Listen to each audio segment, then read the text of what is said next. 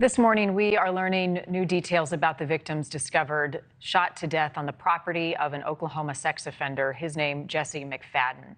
The victims in this horrific case include 17-year-old Riley Elizabeth Allen. She was an avid painter. 13-year-old Tiffany Dorgues ran cross country and had just auditioned to be part of the cheerleading squad. 14-year-old Ivy Webster was a friend of Tiffany's. She loved people and she loved animals. And 16-year-old Brittany Brewer was another friend of Tiffany's. She had been selected to represent her town as Miss Menrietta in the National Miss Pageant in Tulsa. Young lives taken tragically and too soon. This case has renewed focus on issues in our nation's sex offender database. Many saying, how could this happen? And people voicing concern that a man who was a registered sex offender was released from prison for good behavior despite facing new charges. He was expected back in court to face new charges as soon as this week. Here to talk more about this tragic case and what we need to be doing to protect our kids so this doesn't continue to happen is Marc Klaas. He is the founder of the Klaas Kids, a website providing information on every state's Megan's Law, as well as public information on sex offenders. And Marc started this after his daughter Polly was kidnapped and murdered in 1993 by a registered sex offender, Richard Allen Davis. Marc, thank you for being with us. I wish we didn't have to have this conversation, but it's important that we do because this has happened again and it shouldn't have. Because you have lived this nightmare, what would you say now to the parents of Brittany and Ivy? Well, my heart absolutely breaks for these families, for everybody that's involved in this.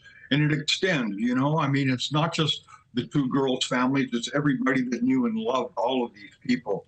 And all I can say is that time ultimately becomes the manager of grief, that over time, and sometimes it's a lot of time, one is able to recover one's life and move forward with purpose. But that can take decades, and one needs to go through therapy, and one needs to depend upon the love of one's friends and family to get through something like that. So my heart just breaks for everybody, and I wish that they all are able to put their lives back together.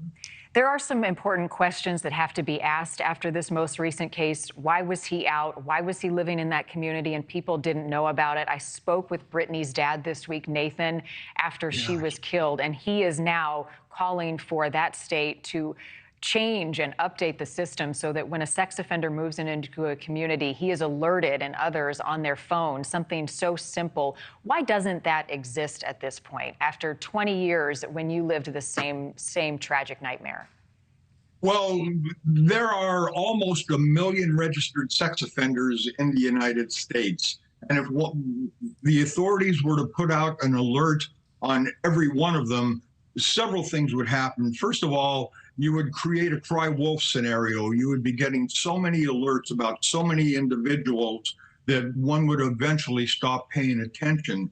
The second problem is vigilantism, and that is a thing that was the biggest hurdle that Megan's Law had to get over in the beginning, which was back in 1996. The idea that when people find out who these individuals are, that they may go and try to extract some kind of vigilante justice. So the way Megan's Law has worked out is that each state has a website with very comprehensive information about the individuals who are registered sex offenders within the neighborhood, the city, the state, and ultimately in the United States. And it's incumbent upon citizens to check that registry. It's really very easy. You can go into almost any registry, certainly the one in Oklahoma, put in the city, and it'll pull up every registered sex offender within that city. So, it's there and it's workable, but it takes some proactive. It takes a proactive approach by community members. Thank you for watching. Go to newsnationnow.com to find NewsNation on your television provider. And don't forget to click the red subscribe button below to get more of NewsNation's fact-driven, unbiased coverage.